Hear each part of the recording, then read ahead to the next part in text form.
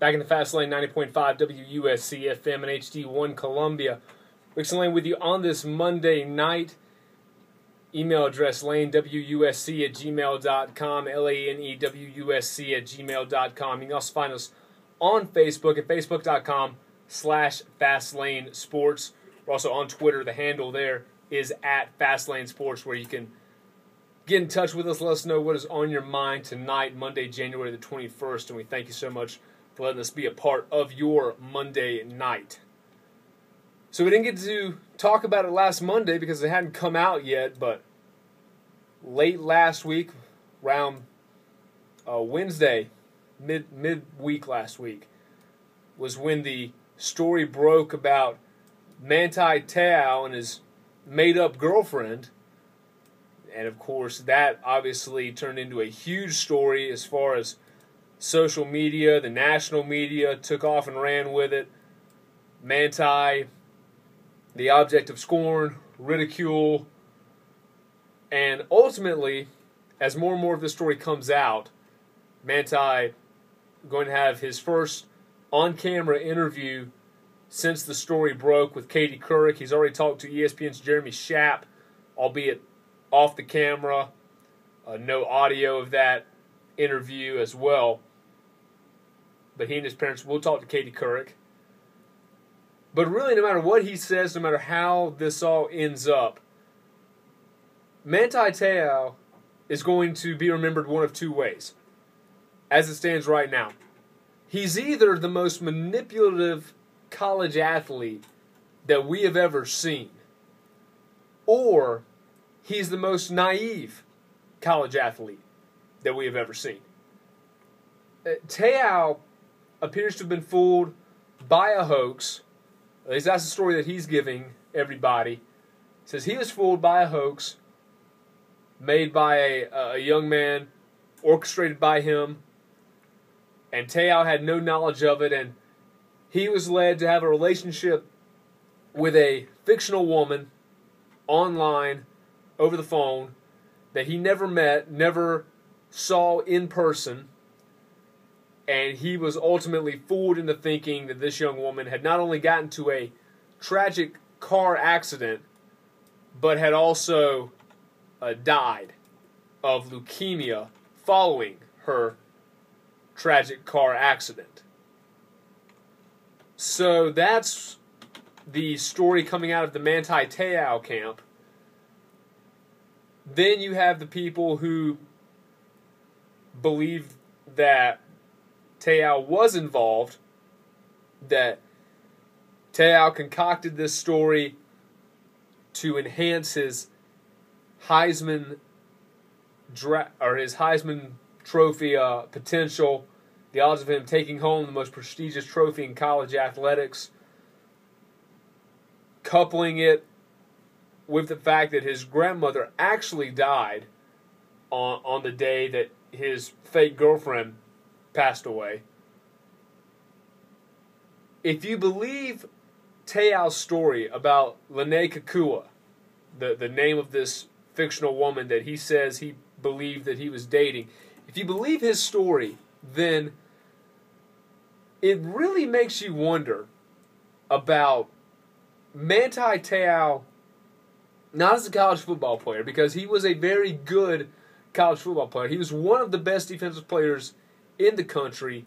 He was probably the best defensive player on a team that played for a national championship. So he was obviously a good player, but it makes you wonder about not his ability as an athlete, but just who he is as a person. Because if you believe Te'o's story, that he was in this relationship of nearly a year with this woman they never met before, had never come in any contact with personally, just talked through the internet, talked on the phone with her. If you do believe that, then it kind of makes you wonder about who Manti Te'o is.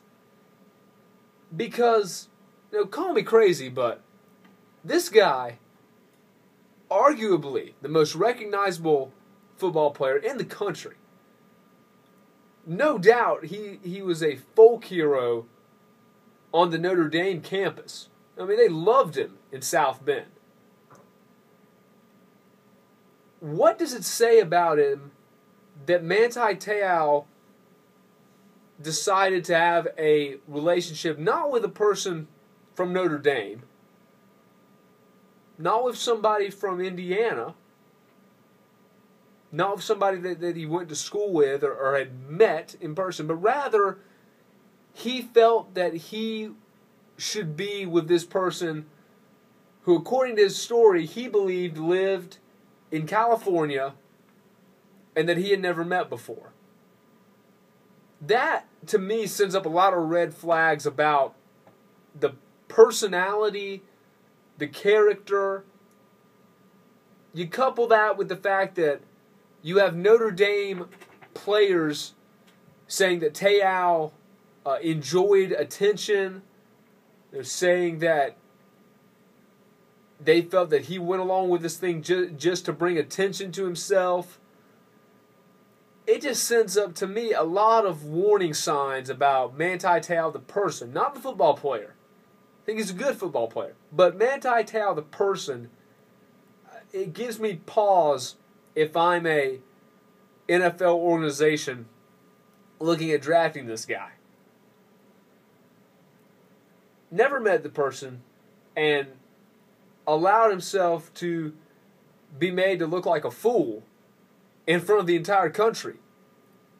And that's the best case scenario. The best case scenario right now is that Manti Te'o just looks clueless instead of like a liar and someone who's so desperate for attention that they would concoct a story as crazy as this.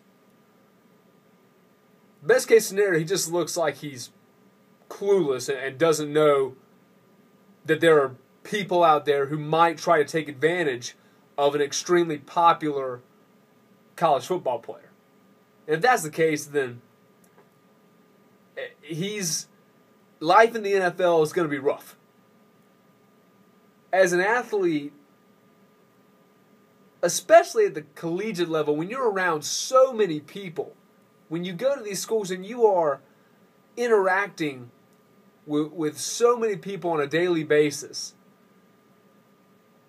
you have to be very careful with how you conduct yourself, who you associate with, and understand that there are people who are going to try to profit off of you, either financially or just in terms of getting their 15 minutes of fame and being able to get their name out there. That there are people who will try and take advantage of you.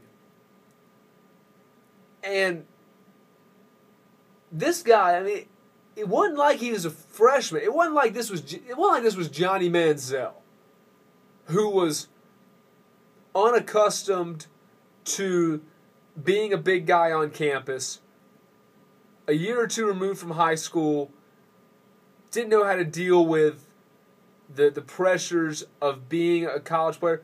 Manti Te'o was a senior and a captain on that Notre Dame team.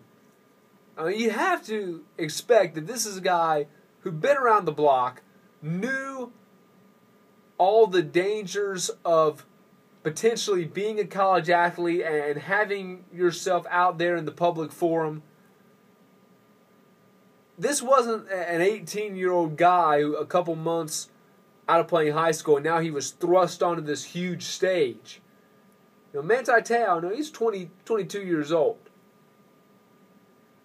And in terms of college football, experienced in dealing with media, in dealing with people on the Notre Dame campus, and you would assume experienced in dealing with people who wanted a piece of his time, who wanted to interact with him. It just, the more you look into it, whether you believe the guy or not, whether you believe that he made it up, or whether you believe that he really was just an innocent victim who put his trust in the wrong person, either way you look at it, he doesn't come off great. Now, it's better for him, in my opinion, it's better for him if he didn't come up with this hoax, because to create a fictional girlfriend and then to basically kill her off, and oh, by the way, you're going to say she died on the same day that your grandmother actually died, and that's who I feel the worst. I feel the worst in this situation for the people who were very close to Te'o's grandmother, because they actually had to deal with a real tragedy. They had to deal with real loss.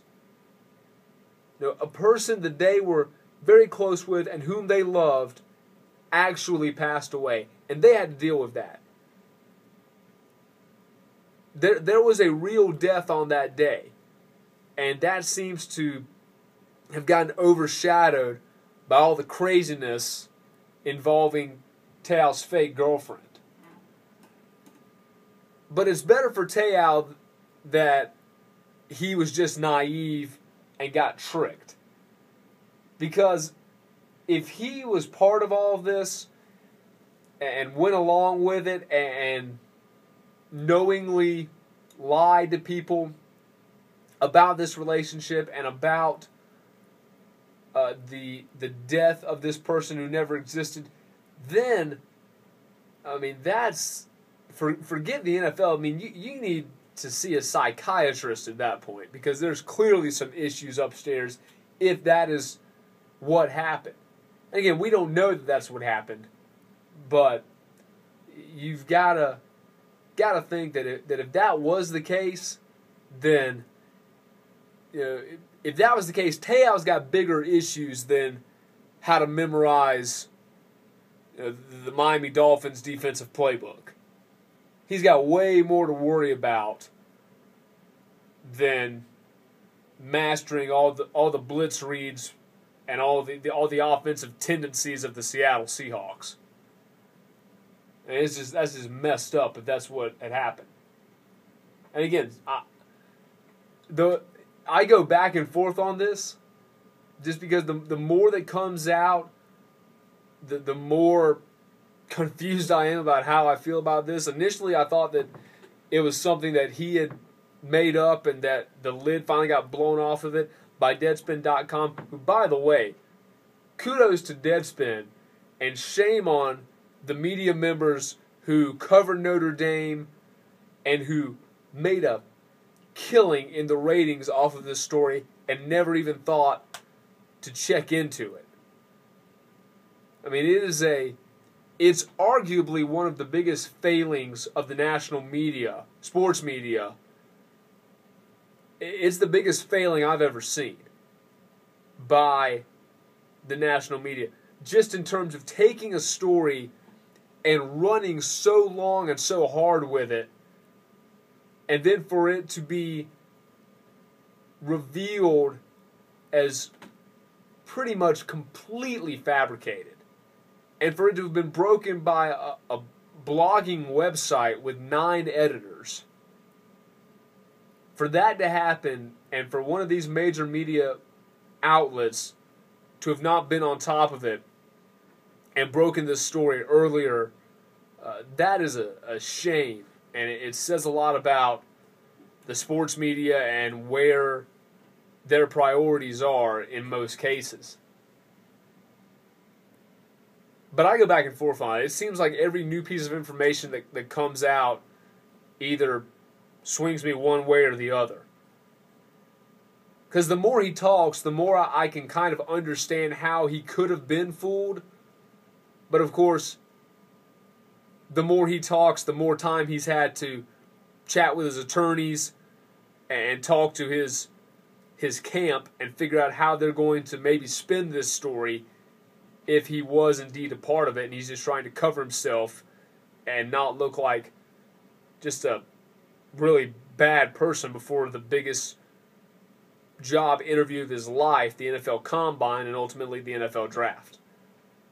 But either way, no matter if he's innocent in all of this or whether he's guilty in all of this, regardless of how it all plays out, he doesn't look good. he doesn't look good at all. You're either going to be thought of as manipulative or you're going to be thought of as naive. And just a couple of months away before you're going to have to look at an NFL franchise and convince them to invest millions of dollars in you, you really right now don't want to come off as either of those.